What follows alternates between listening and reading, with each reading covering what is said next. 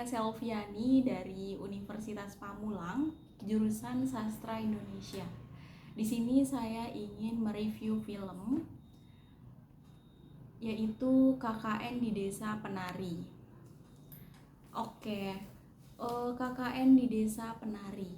Untuk narasi dan alur cerita secara keseluruhan, narasi film ini cukup nyambung dan di bawah benang merah cerita, mulai awal hingga akhir. Film pembukanya tentang 6 mahasiswa yang akan menjalani KKN di desa terpencil. Sedikit perlahan cerita mulai membangun ketegangan melalui interaksi mereka dengan penduduk desa, serta peraturan-peraturan adat yang terkesan aneh dan mistis. Pembangunan konfliknya adalah berprogresif dari kemunculan keingintahuan si mahasiswa tersebut, ketidakpatuhan terhadap larangan, hingga akhirnya gangguan-gangguan mistis muncul. Segalanya yang mereka alami selalu dipotong oleh satu titik: pelanggaran batas dan gangguan terhadap entitas gaib, utamanya yaitu Badarauhi. Jadi walaupun terdapat beberapa bagian yang terkesan lambat, alurnya masih logis dan berujung pada klimaks tegas.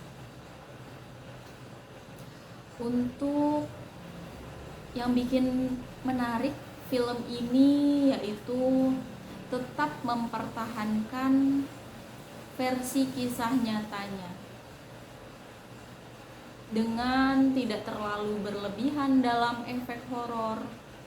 Penutupannya pun memberi penutupan yang cukup solid, walau beberapa pertanyaan masih sengaja dibiarkan menggantung.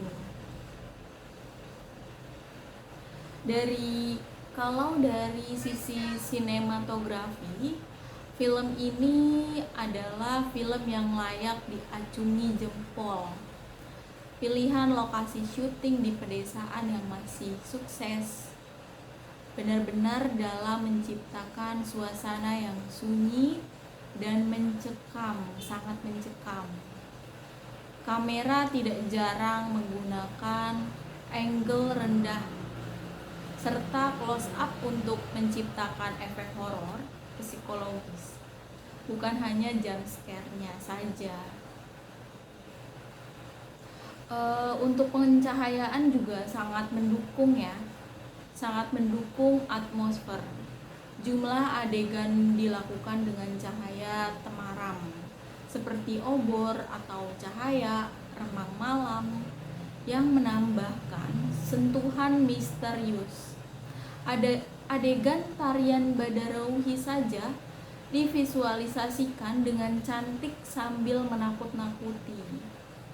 Tata rias dan kostum juga sangat mendukung dan bikin penonton seolah-olah masuk ke dalam dunia desa tersebut. Untuk sound design-nya pun cukup efektif karena tidak terlalu padat, tapi tepat pada waktunya dalam memberikan efek kejutan atau membangun ketegangan. Menurut saya film ini berhak untuk ditonton, terutama untuk penggemar horor lokal yang ingin cerita dengan sentuhan budaya. Film ini tidak hanya menawarkan adegan ketegangan, tapi juga memperkenalkan nilai-nilai adat dan mistisme Indonesia yang khas.